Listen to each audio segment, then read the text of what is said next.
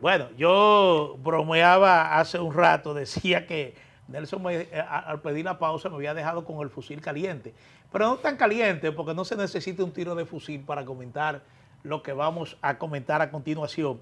Pero usted que tiene buenas memorias, recuerda el llamado Hot de las Américas, que precisamente se iba a instalar en el Parque Cibernético de Santo Domingo durante la administración del entonces presidente Leonel Fernández. Yo tuve la ocasión de cubrir esa actividad para el periódico Hoy, porque para ese momento cubría la fuente presidencial para ese medio.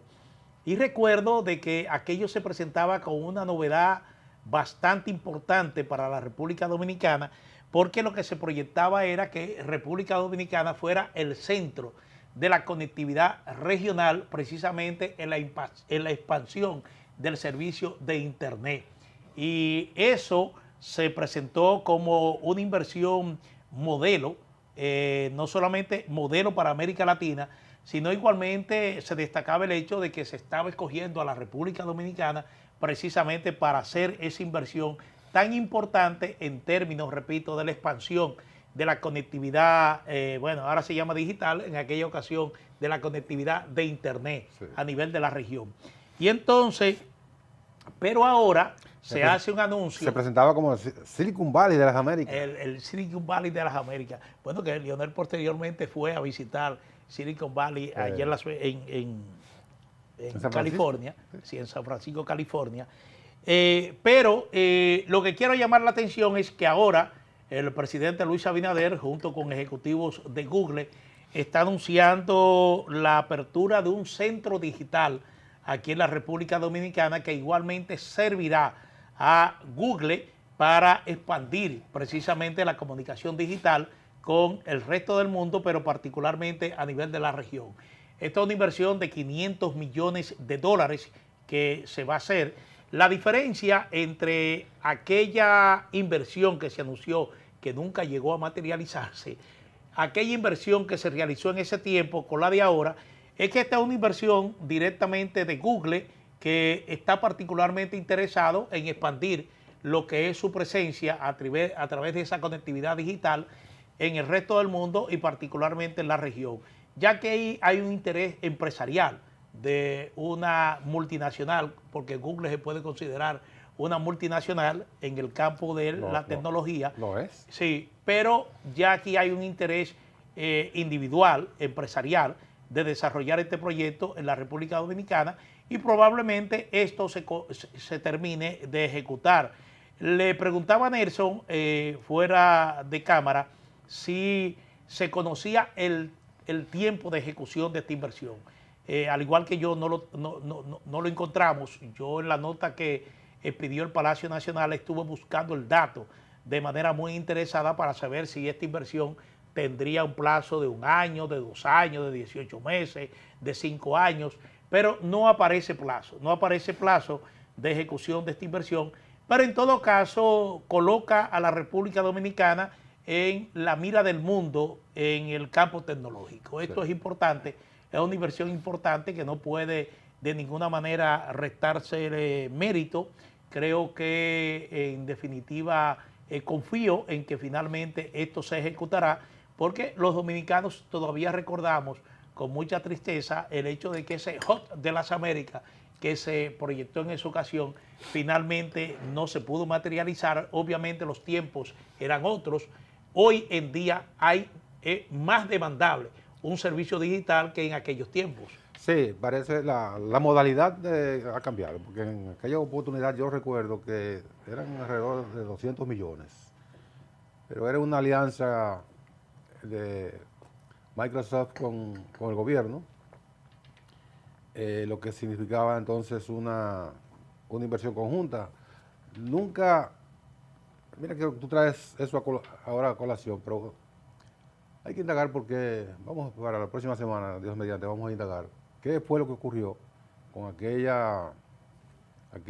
anuncio muy auspicioso que hizo el presidente de la República, señalando también como un apalancamiento del país como un importante referente regional de la conectividad en aquel momento también.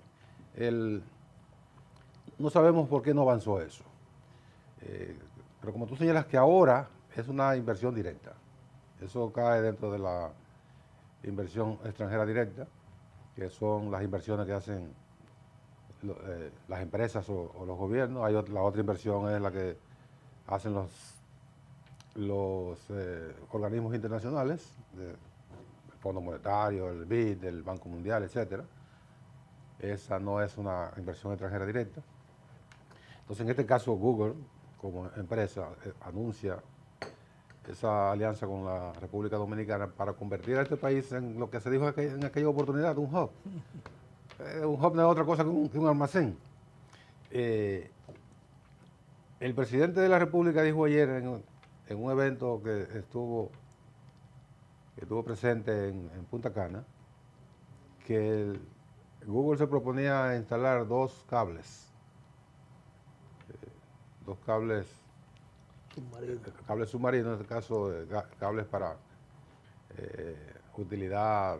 Hay cables submarinos de teléfono, hay cables submarinos de energía, en este caso es un cable submarino de internet, para de aquí servir de plataforma de conectividad con el resto de América Latina. Es importantísimo porque nosotros no somos uno de los principales países de América Latina, al contrario, somos uno de los pequeños, somos una potencia en el Caribe, pero por delante de nosotros, en América hay ¿cuántos países? 7 u 8 países que son mucho más importantes en términos territoriales, en términos de población, el tamaño de la economía. Sin embargo, en términos de conectividad, nosotros estamos, y de comunicación en sentido general, la TIC, la tecnología de la información y la comunicación, nosotros estamos en los primeros lugares. Y esa escogencia del país para hacer esa inversión de Google se conecta exactamente con esa calidad que tenemos nosotros en las telecomunicaciones, en la comunicación en sentido general. Si bien todavía tenemos algunas no, tenemos una brecha importante en términos de conectividad de Internet. El Internet de banda ancha no ha llegado a todo el país. La comunicación telefónica de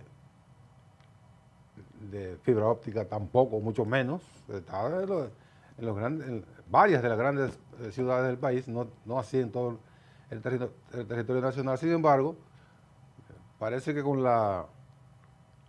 el análisis que hace Google, la factibilidad que levanta antes de hacer una inversión, parece que ha comprobado que la conectividad de la República Dominicana, las comunicaciones del país en sentido general, las telecomunicaciones, son muy importantes. Porque ¿de qué se trata? De comunicación. Sí. No, y probablemente, Nelson, tomasen en cuenta de que ya en esa ocasión República Dominicana fue considerada para realizar esta inversión, me refiero con el Hub de las Américas, y eso de alguna manera se toma en cuenta de que realmente nosotros reunimos las condiciones tanto desde el punto de conectividad como desde el punto de estabilidad para realizar una inversión como esa. Inversiones importantes como esta, primero consideran sobre todo la estabilidad de un país. Y nosotros a través ya de los años hemos ido afianzando, consolidando esa estabilidad democrática y económica, y eso nos coloca en el punto de destino de inversores extranjeros, porque lo fundamental, señores, es la estabilidad.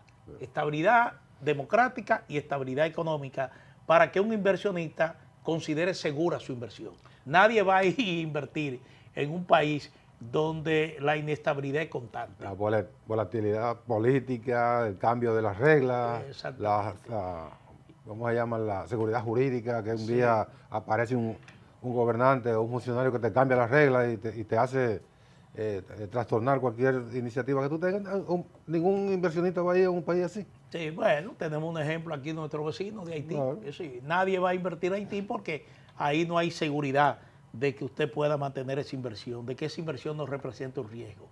Entonces, por eso es importante que sigamos así. Vamos a seguir de alguna manera siendo estable, ya en términos de ejercicio democrático como de desempeño económico. Ayer el presidente de la República, en ese evento que repetimos en Punta Cana, Concordia, fue un evento que reunió a importantes figuras del continente, de los Estados Unidos y de América, analizando precisamente los riesgos, la capacidad de rebote que tiene el país y las oportunidades de la inversión extranjera. Ahí fue que el presidente anunció, bueno, por lo menos para los que estábamos allí, anunció esa inversión de Google. Pero él refería un dato importante que no suele airearse en estos últimos años. Él refería a la estabilidad que ha tenido el país en las últimas décadas y el ritmo de captación de inversión extranjera directa que ha tenido el país en las últimas décadas. Y es verdad, este país ha sido la envidia de cualquiera de las naciones de su dimensión en los últimos 30 años, captación de inversiones, Bueno, porque no cambian las reglas. Sí, en términos constitucionales hay gente que discute, que siempre plantea una discusión cuando se le dice eso, pero en términos constitucionales nosotros hemos tenido estabilidad desde 1966 a la fecha. Es decir, usted puede decir lo que quiera del gobierno de los 12 años, pero no, un gobierno que celebraba elecciones cada 4 años. Es la decir, institucionalidad estaba garantizada. Sí, usted puede decir lo que quiera. Con ciertos matices. Bueno, pero al final se impuso la democracia, porque al final, ¿cómo salió Balaguer del gobierno? Salió con votos. Con votos. Entonces, usted tiene entró con botas y salió con votos. Sí, usted tiene que reconocer de que a partir de 1966 nosotros hemos vivido en un ambiente democrático. Eso sí. Lo otro son los cuestionamientos que usted quiera hacer. Bueno, eran ejercicios electorales no muy transparentes, donde no había una igualdad de participación, pero todo esto es discutible. Sí. Porque yo, por ejemplo, tengo mi versión, por ejemplo, de esas reelecciones de Joaquín Balaguer. Yo tengo mi versión muy particular de lo que ocurrió. Probablemente yo, en ese tiempo, no tenga la lectura que yo le doy hoy a esos procesos electorales, pero hasta cierto punto, no es el tema que vamos a debatir, pero aquí hay que señalar que la oposición también tuvo un grado de culpa y de responsabilidad en lo que ocurrió. Sencillamente cuando se puso los pantalones y decidió participar, fuese lo que fuese, ganó las elecciones. A ver, mira, no es el tema, Manuel, pero hay que recordarle a las nuevas generaciones, muchos de cuyos miembros les importa un pito la historia, están en otra cosa. No, está en otra cosa, sí. Pero sí hay que resaltar dos momentos de ese proceso que vivió el país durante los llamados 12 años del presidente Balaguer, de 1966, que llegó con botas, lo dije ahí, porque fueron unas elecciones celebradas con un país ocupado. Lógicamente. Entonces ahí llegó con botas, porque los americanos, no es verdad que iban a intervenir en el país para evitar una supuesta Cuba, e iban a tolerar que al hombre que tumbaron, que llegara al poder cuando ellos contribuyeron a su derrocamiento en el 63. 2 años después no le van a permitir, bueno, hicieron todo lo que ya se sabe, o se ha dicho. Pero me refiero a que no hay mucha diferencia entre el proceso electoral de 1974 y el proceso electoral de 1978. No. Cuando se retira la oposición encabezada por el PRD en el 74, el alegato fue que no habían condiciones, porque se iba a producir un baño de sangre, Balaguer se iba a robar esas elecciones. Entonces los líderes del PRD y el llamado Acuerdo de Santiago entendieron que no podían ser tan irresponsables de llevar el país a un posible escenario de confrontación. Se retiraron, bueno, y Balaguer se religió sin oposición. Ese mismo Con escenario. la participación de la Jaraburgo. Eso, ¿sabes que eso fue simbólico? Sí, pero vino a justificar ese Sí, proceso. sí. En 1978 se presenta el mismo escenario de falta de garantía, Igualito. los guardias con bandera roja en los fusiles, pero el PRD dijo, vamos a las elecciones. ¿Y qué pasó? Ganaron.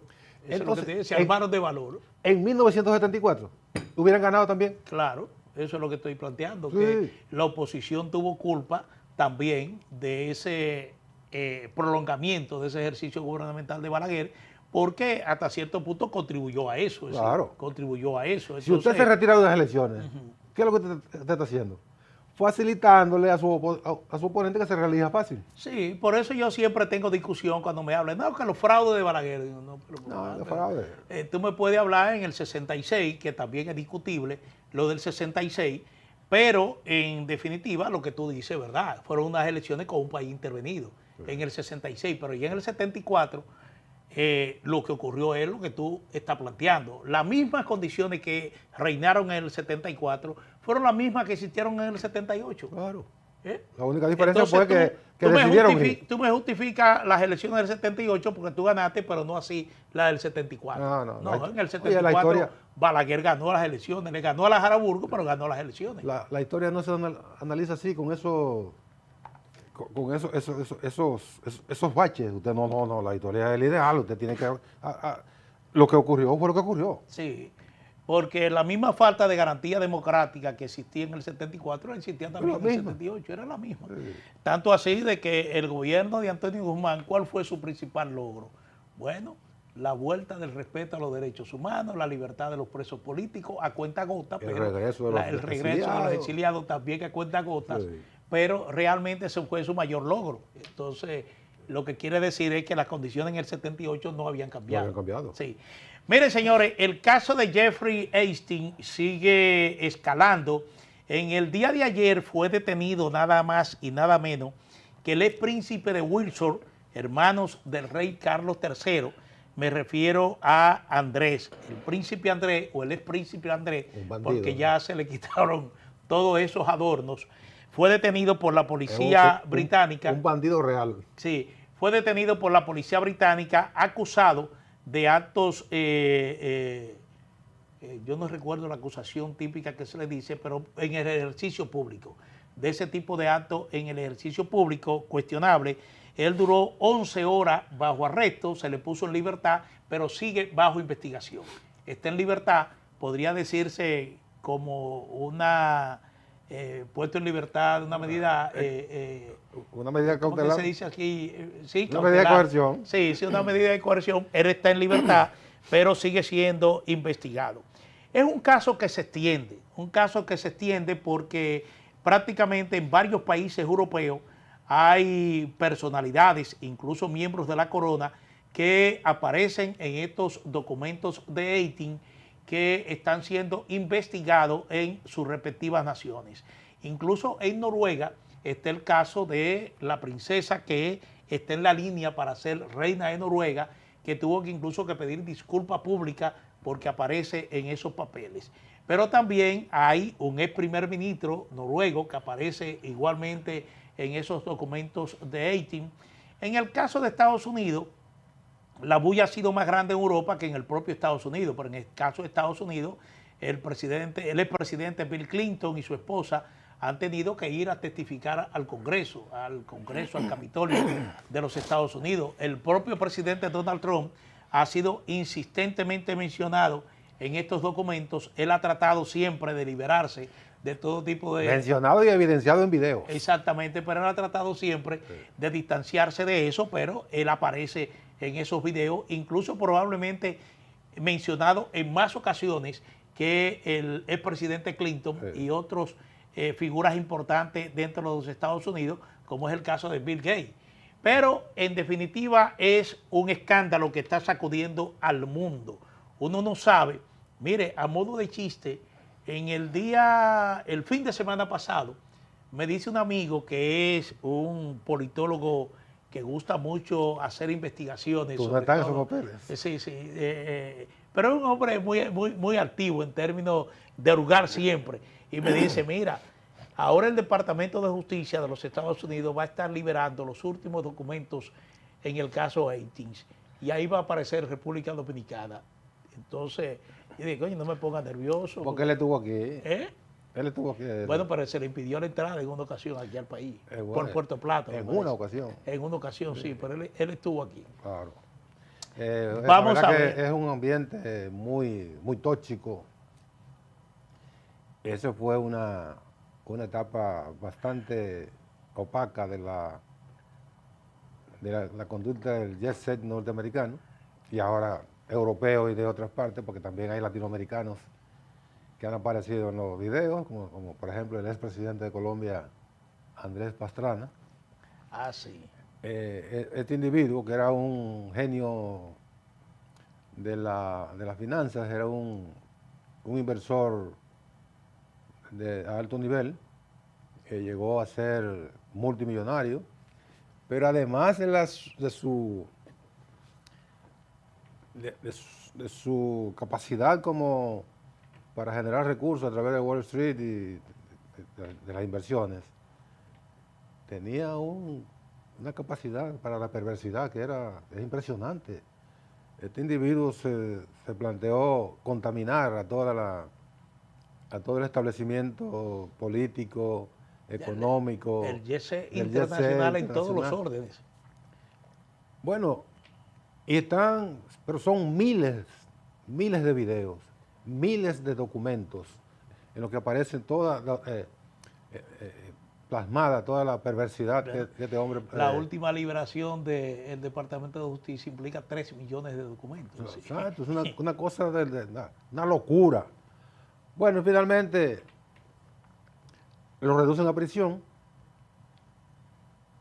y lo suicidaron en la cárcel. En el año 2019 apareció ahorcado en una prisión donde estaba, que se suponía que era una persona de alto interés para la justicia, que tenía que estar vigilado, cuidado, para que no ocurriera lo que ocurrió. Y hay muchas dudas de si se suicidó o lo ayudaron a suicidarse. Lo ayudaron. Sí. Entonces, todo esto es una contaminación de la política y la economía y el arte en Estados Unidos y Europa, que uno no sale del asombro de cómo puede haber personas, y las hay, no solo Einstein, sino que aparecen Einstein a cada rato, que puedan tener esa capacidad. Él compró una isla, una isla privada, a donde iban a recalar todas estas personalidades, hacer las orgías y... ¿Cómo que le llaman cuando se juntan muchísimas... Bueno, eso es una orgía. Misa negra. Es una orgía, sí. Cosas así. Bueno, es un caso realmente, como tú señalas, que preocupa porque los niveles de implicación de figuras mundiales realmente preocupa. Que gente a ese nivel haya llegado a ese grado de corrupción, porque esto es sencillamente una corrupción, sí. Ese grado de corrupción. Estamos hablando de príncipes, líderes políticos, empresarios importantes con inversiones a nivel mundial. Sí. Es decir, eso es preocupante y desmonta mucho la sociedad que siempre hemos tenido. Eso lo desmonta bastante. Siempre hemos apostado de que las estrellas del sistema, como dicen en Estados Unidos, los Star System, sean personas modelos. Bueno. Pues no ocurre así. Eso es ideal. Lo otro es, la realidad es exactamente lo contrario, que participan en toda esta... Y el ejemplo que esperan que le den a la sociedad, sí. Precisamente porque son modelos a seguir. Claro. Son modelos exitosos, entonces el modelo exitoso siempre genera algún grado de seguimiento por parte del ciudadano común. Exacto. Eso es lo que se tiene siempre previsto. Mire, Miguel Franjul, director del periódico Listín Diario, y que es igualmente el coordinador o presidente de la Comisión de Observatorio de la Política Migratoria en la República Dominicana, ha hecho una alerta que a mí me parece bastante importante e incluso alarmante. Él está hablando de una conspiración contra la soberanía de República Dominicana. y usted dice, y él habla de que hay varias conspiraciones, no una sola, varias conspiraciones contra la soberanía de República Dominicana, la soberanía nacional. ¿Y en qué consiste esto? Él dice que a través de la Corte Interamericana de Derechos Humanos, que tiene su sede en San José, Costa Rica, y que ha sido un órgano que en otras ocasiones, precisamente dentro de eso que llama Miguel, ha conspirado contra esa soberanía de República Dominicana, está tratando de imponer al país reconocer a bebés nacidos, a niños nacidos en el territorio nacional, pero procreados por extranjeros indocumentados. Ya en una ocasión, me parece que en el 2005, la Suprema Corte de Justicia sentó jurisprudencia en torno a esto. Estableció que los hijos de extranjeros indocumentados que nacieran en el territorio nacional no tenían derecho a la nacionalidad dominicana. Esa jurisprudencia que sentó la Suprema Corte de Justicia vino a ser ratificada por la Corte, el Tribunal Constitucional, en el año... Ratificado y fortalecido. Exactamente, con aquella famosa sentencia, la sentencia 168-13, vino a fortalecer precisamente, como usted señala, esa ya jurisprudencia que sentó la Suprema Corte de Justicia. Es decir, que eso pertenece ya al ámbito internacional. Ya en la Constitución del año 2010 se hizo una rectificación en torno a lo que se establecía con el jus soli y el jus sanguinis.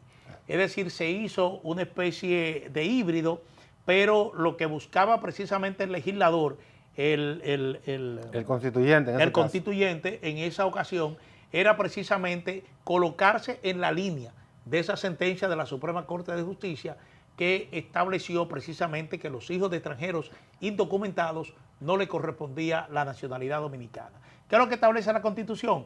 Que ya automáticamente por el jus sanguinis usted no tiene la nacionalidad, digo por el jus soli, usted no tiene la Constitución dominicana.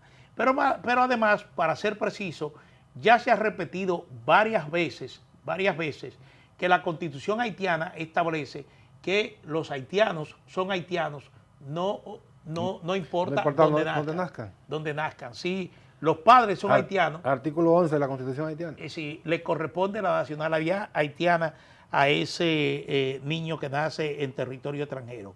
Pero... lo que significa que no hay apátrida haitiano. No hay apátrida, porque precisamente lo que busca la Corte Interamericana de Derechos Humanos es corregir eso que algunas ONG han llamado de que aquí tenemos X cantidad de apátridas, es decir, personas que no tienen nacionalidad. Bueno, no, tienen nacionalidad. Tienen nacionalidad. Tienen una nacionalidad, es decir, eso no es verdad. Es decir, esto es parte del discurso que se ha estado fomentando, que se ha estado divulgando a nivel internacional, precisamente para forzarnos a nosotros a tomar una decisión que no está acorde con nuestros principios constitucionales, ni tampoco con nuestros principios en términos de garantía de nuestra soberanía e identidad nacional. El tema, lamentablemente, no lo solucionó la robusta sentencia 168-13 emitida por el Tribunal Constitucional. El Tribunal Constitucional trató de resolver ese asunto y por eso se fue en una referencia hasta el 1929 que algunos comenzaron a interpretar de que la sentencia estaba legislando para el pasado, cuando no es así. Lo que hizo fue ratificar lo que las constituciones dominicanas habían establecido desde 1929. ¿Qué significa? Que las personas, los hijos de extranjeros en condición de representación diplomática, aquí nacen muchísimos niños de hijos de embajadores, de cónsules, organismos internacionales. Sin embargo, como son hijos de extranjeros en representación diplomática, no les corresponde la ciudadanía dominicana. Tampoco les corresponde la ciudadanía dominicana a los que están en tránsito. Digamos, llega un vuelo al aeropuerto o un barco a cualquier puerto dominicano, no puede salir en el tiempo que debe salir una mujer dar luz en ese espacio, no son dominicanos porque están de tránsito. Y el Tribunal Constitucional interpreta que las personas que están en forma irregular en el país, los que están en este tránsito. Y por eso establece que no importa que usted viva aquí, si es indocumentado, no tiene los hijos que nazcan de su relación, no tienen la ciudadanía dominicana porque se reputa que están de tránsito. O que un indocumentado está de tránsito porque en cualquier momento puede ser removido y enviado a su país. Entonces, desde la sentencia comenzó primero la Comisión Interamericana de Derechos Humanos, que tiene su sede en Washington, que no la reconoce, aunque tiene su sede en Washington. Estados Unidos no reconoce la comisión, bueno, tiene su sede en Washington porque es un organismo de la OEA y la OEA tiene su sede en Washington, pero Estados Unidos no es miembro de la comisión. Sí, pero en este caso, Miguel se refiere a la Corte Interamericana. No, eso de digo, Derechos. la Corte Interamericana, la comisión es como el Ministerio Público de la Corte. La Corte tiene sede en Costa Rica, que Estados Unidos tampoco la reconoce. Y entonces, tanto la comisión como la Corte han tratado de obligar a la República Dominicana, primero a que desconozca la sentencia del Tribunal Constitucional, y más aún, que viole la Constitución de la República que establece estos principios de que sea dominicano por sangre o por suelo, jus sanguinis o jus soli, la sangre o el suelo.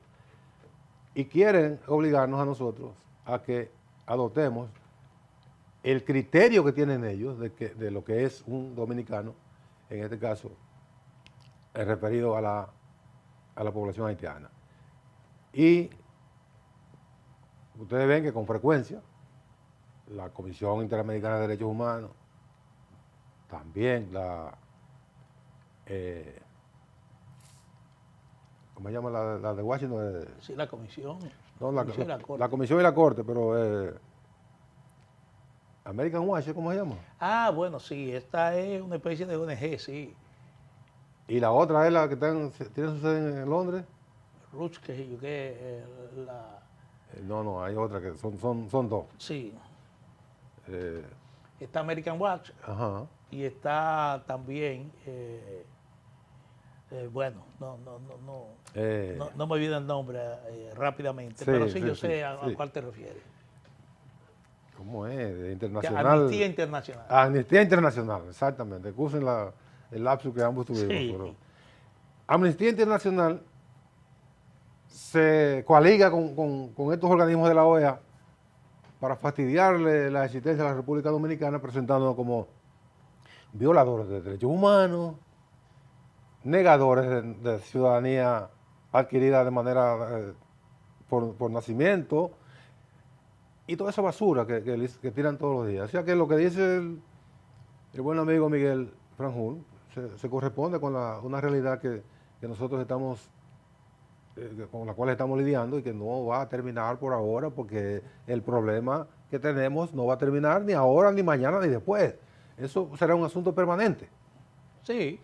Bueno, las nuevas generaciones tendrán que prepararse para ver cómo afrontar este tema, porque como tú dices, ha sido históricamente una presión permanente que ha tenido República Dominicana por parte de estos organismos internacionales y esa ONG, que igualmente son aliadas de estos órganos regionales en tratar de desmeritar el ejercicio soberano que tiene República Dominicana en términos de fijar su política migratoria.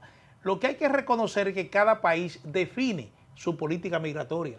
Cada país tiene la política migratoria que entiende debe aplicar. Es decir, incluyendo Haití. Exactamente. Y eso entra dentro del principio que aquí se habla mucho de este principio, pero un principio que se mediatiza. Se habla mucho de la autodeterminación de los pueblos, se habla mucho de la independencia, porque tanto la Corte Interamericana de Derechos Humanos como la Comisión la Comisión de Derechos Humanos de la OEA, reconocen que un país es independiente.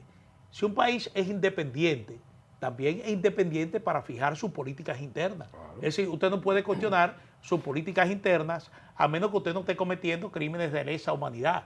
Y eso es otra cosa. Pero regularizar lo que es su política migratoria, es decir, lo que usted entiende debe aplicar en términos migratorios, eso entra dentro de la soberanía que nosotros nos ganamos en 1844. Es decir, nos la ganamos eso. Y entonces nosotros como dominicanos, como gente que le preocupa su espacio, el espacio donde vive, el espacio donde se desarrolla, a nosotros la principal, la obligación primaria de todo ciudadano dominicano es mantener ese espacio, Y más aún si nosotros consideramos que ese espacio de una u otra manera está en peligro porque la verdad es que, y esto a veces dice, bueno, pero tú eres racista, tú eres xenófobo.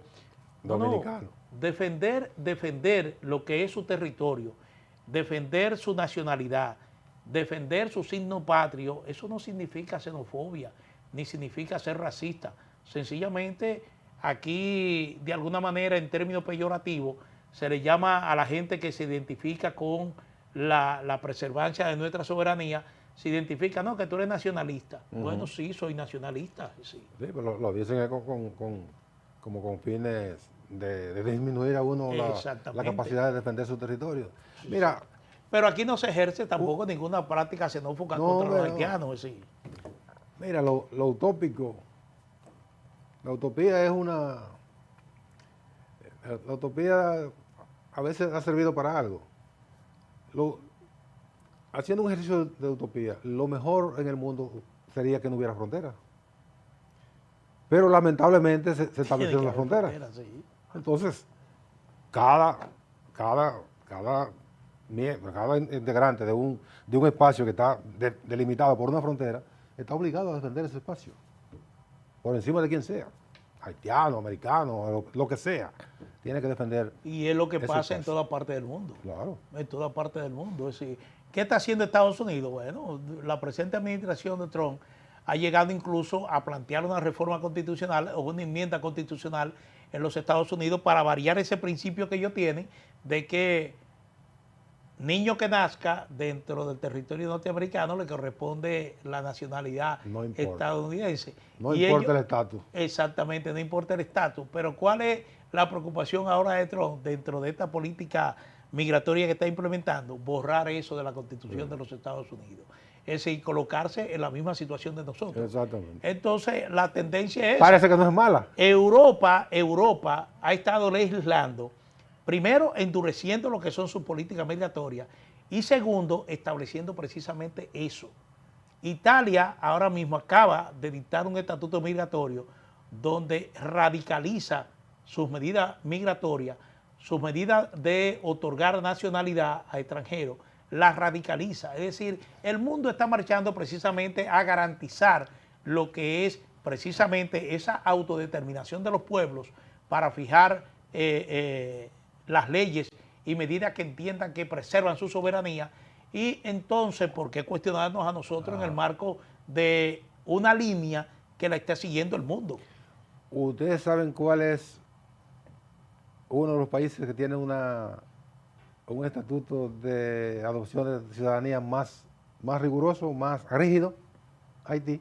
Sí, pero pretende que de este lado opere lo contrario. Obtener la ciudadanía haitiana es una odisea. Y entonces, aquí que la demos con un acto de alguacil.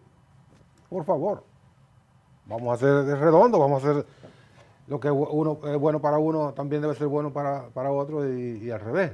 Entonces, conseguir la ciudadanía en Haití, en México, en el Reino Unido, es una odisea. Sí. No, entonces, Amnistía Internacional, que tiene su sede en Londres, está enviando sus panfletos acabando con la República Dominicana, mientras en Londres, mientras el Reino Unido no concede ciudadanía así por así. No, exactamente.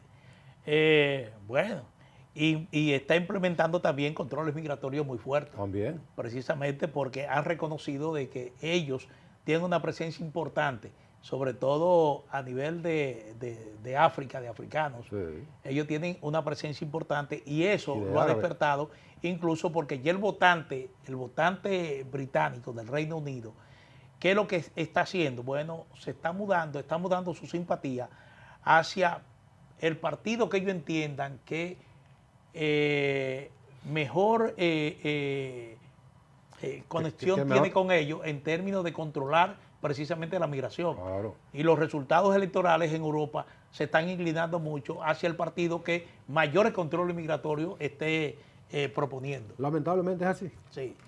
Miren, señores, bueno, Nelson, ayer Donald Trump lanzó su Junta de Paz. Su Junta de Paz, con la participación de una veintena de jefes de estados extranjeros. No asistió la totalidad de lo que le han dicho que sí a esta Junta de Paz, que se estiman que son 35 los jefes de estado o los países que han dado su visto bueno a esto. Pero lo que llama la atención es aquí, porque el tema primario, el tema inicial de la agenda de esta cumbre, de esta Junta de Paz, fue Gaza. Lo que se va a hacer con Gaza. Ahí dice Trump que se lograron aportes por 7.000 millones de dólares para cambiar a Gaza. ¿Aporte o promesas? Promesas de aporte. Pero conociendo a Donald Trump, él va a llamar por teléfono a todo el que le dijo, mire, yo voy a dar 200 millones. Y él lo va a llamar por teléfono y le va a decir, mire, yo estoy esperando los 200 aquí, millones que manda eso. O si no, yo te voy a subir los aranceles. El mes que viene yo te estoy subiendo los aranceles. Ese es el cuco. Sí, exactamente. Te estoy subiendo los aranceles, así que mándame los 200 millones que tú te comprometiste. Pero Estados Unidos, en el caso particular de Estados Unidos, está ofertando, él anunció que va a contribuir con 10.000 millones de dólares para la reconstrucción de Gaza. Pero ¿qué es lo que se va a hacer con Gaza? Dice el canciller del Vaticano, Monseñor Paroni, ¿cómo es? Pietro Parolin. Pietro Paroli, dice el canciller del Vaticano que ellos desestimaron su incorporación a esta Junta de Paz porque realmente se sorprendieron al conocer lo que se está planteando con Gaza. Sí. Lo que se está planteando con Gaza es como reeditar a Dubái, es decir, es algo realmente impresionante desde el punto de vista de la infraestructura que se está proyectando. ¿Y la gente? A eso iba. Y uno se pregunta, bueno, ¿y qué de los gazatíes? Bueno, el tema es sacarlo de ese territorio. Sí. Eso, lo humano es lo que menos cuenta. Es decir, ahí lo que se está planteando es la ribera del Medio Oriente, como en una ocasión planteó el presidente Trump. Pero uno dice, bueno, hubo esta Junta de Paz. Y ahí Donald Trump llegó al exceso de decir que él pretende que esta Junta de Paz sea una especie de fiscalización de Naciones Unidas. Y uno dice, bueno, pero ¿hasta dónde vamos a llegar? Porque obviamente lo que está persiguiendo el presidente Trump con su política exterior es sustituir Naciones Unidas y en el caso regional a la OEA como órganos para el debate y la resolución de conflictos tanto regionales como en términos globales. Y eso lo pone en evidencia el hecho de que no solamente se celebró ayer esta Junta de Paz con esa participación de jefes de Estado a nivel mundial que está muy en línea con Donald Trump, sino también que para el 7 de marzo está convocada otra minicumbre aquí a nivel regional, pero esta se va a celebrar en Mar-a-Lago, en Miami, donde van a participar los presidentes que a nivel regional igualmente están en línea con el presidente Trump. Está invitado el presidente de República Dominicana, Luis Abinader, y ahí igualmente lo que se pretende de alguna manera, bueno, lo que se pretende no, porque en términos prácticos eso es lo que va a suceder, es sustituir el papel rector que tiene la Organización de Estados Americanos en la región en términos, vuelvo y repito, de solución y resolución de conflictos. Se acabó el tiempo, pero hay que analizar el comportamiento del presidente Trump frente a los órganos mundiales y regionales desde una óptica de la refundación del mundo que él pretende. Tiene una visión del mundo que no es la que conocemos. Él quiere cambiar esa realidad mundial y por eso se sale de Naciones Unidas, patea a organismos que él entiende que no son funcionales y ahora le quiere montar un supervisor a la ONU y al Consejo de Seguridad. Son de esas cosas que uno pensaba que no iban a ocurrir, pero sí están ocurriendo. Están ocurriendo a partir del criterio de una persona que entiende que todas las acciones, el único freno que tienen es su moral, lo dijo. El único freno que yo tengo es mi moral. Y la moral del hombre que aparece en todos los videos hay serios problemas. Bueno, se acabó el tiempo, pero solamente recordar, Nelson, espérate. Cómo cambia el mundo. Ayer estuvo el jefe del Comando Sur de los Estados Unidos en Venezuela. En Venezuela, sí. Yo me puse la mano en la cabeza. El mundo ha cambiado mucho. A propósito de eso, aprobaron ya la ley de amnistía. Sí. Pero el mundo ha cambiado en un contexto donde precisamente Donald Trump anunciaba ayer que de Venezuela estaban saliendo 50 millones de barriles de petróleo rumbo a Houston, territorio de los Estados Unidos. Y eso donde están las grandes refinerías. Eso le indica a ustedes lo que está pasando en términos de esa nueva relación Venezuela-Estados Unidos. Lo que quería decir ya para concluir es que Abel Martínez ya declina. Se bajó del carro. Dice que no va a ser candidato porque él entiende que el método de elección que está escogiendo el Partido de la Liberación Dominicana es inconstitucional y no es legal. No va a ser candidato en ese ambiente, pero sí continúa con su proyecto para el 2028. Yo no lo entendí, pero eso fue lo que él dijo. Sí, un error de él, pero no sé, porque no sé sobre qué se basa, pero eso plantea otro problema, otro reto para el Partido de la Liberación Dominicana, porque Abel, según una última encuesta, el que aparece mejor valorado. Sigan ahora con la doctora Graciela Fontaneto y luego con Argenis Viñas y la sesión de cine. La doctora Fontaneto, los consejos de estética, medicina para la belleza, etcétera, etcétera. Nosotros el próximo lunes, Dios mediante.